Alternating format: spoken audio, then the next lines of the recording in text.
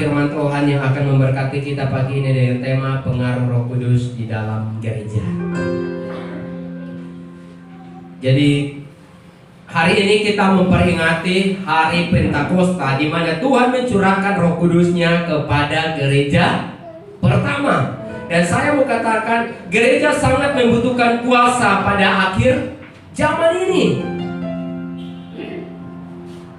Jadi gereja benar-benar membutuhkan kuasa. Kalau gereja yang bergerak adalah gereja yang dipenuhkan dengan kuasa Tuhan, adalah gereja yang akan bergerak pada Tuhan. Karena saya mau katakan bahwa pada akhir zaman ini banyak jiwa-jiwa yang sudah rusak oleh dosa, yang mereka mencari pemulihan bagi jiwanya.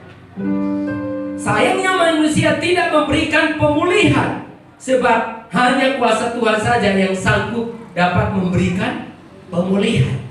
Maka setiap kita sebagai orang percaya, saya mau katakan bahwa kita membutuhkan yang namanya kuasa Roh Kudus di dalam kehidupan kita.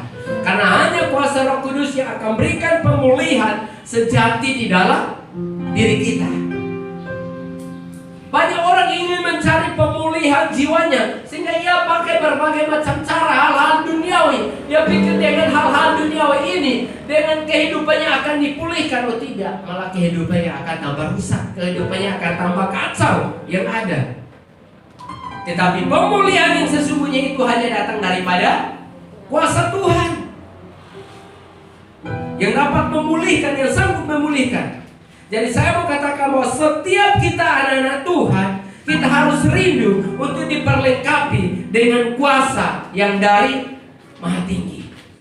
Kita harus merindukan kuasa lawatan Roh Kudus terjadi atas kehidupan kita. Bahwa kuasa Roh Kudus dicurahkan pada 2000 tahun yang lalu, tetapi ia bekerja sampai sekarang. Hari ini bukan hanya sekedar kita memperingati, tapi hari ini pun nyata bahwa kuasa Roh Kudus itu masih tetap bekerja.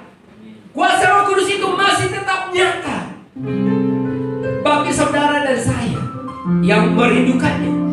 Maka saya mau katakan, rindukanlah kuasa Roh Kudus itu, biarlah terus menyala dalam kehidupan kita. Jangan padamkan Roh Tuhan yang sudah Tuhan berikan bagi kita, tapi biarkan Roh Tuhan itu tetap menyala. Karena kalau tanpa Roh Kudus dalam kehidupan kita akan rusak oleh perbuatan-perbuatan duniawi, akan rusak oleh dosa, akan rusak dengan hal kejahatan-kejahatan yang terjadi kalau hidup kita tidak dipenuhkan dengan Roh Kudus. Karena hanya Roh Kudus yang sanggup untuk membuat kita untuk terpisah dari yang namanya dosa, untuk membuat kita untuk tidak terlibat dari yang namanya kejahatan. Kalau ketika Roh Kudus itu bekerja dalam kehidupan kita.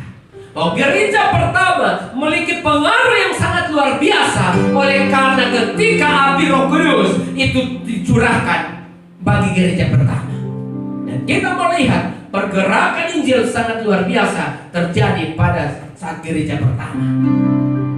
Karena ada api Roh Kudus yang mereka terima. Dan gereja yang berpengaruh adalah gereja yang benar-benar di dalamnya ada pengaruh Roh Kudus. Karena di mana ada Roh Kudus bekerja, di situ pemulihan pasti akan terjadi.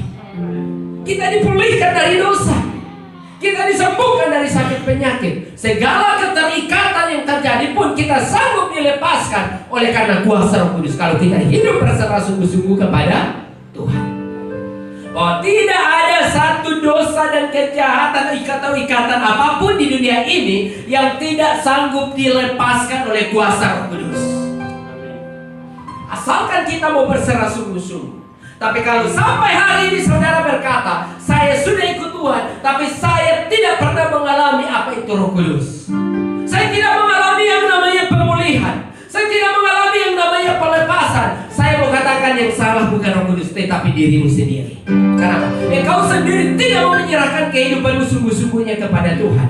Kau tidak sendiri menyerahkan seluruh hidupmu, mengizinkan kuasa Roh Kudusmu berkuasa atas hidupmu.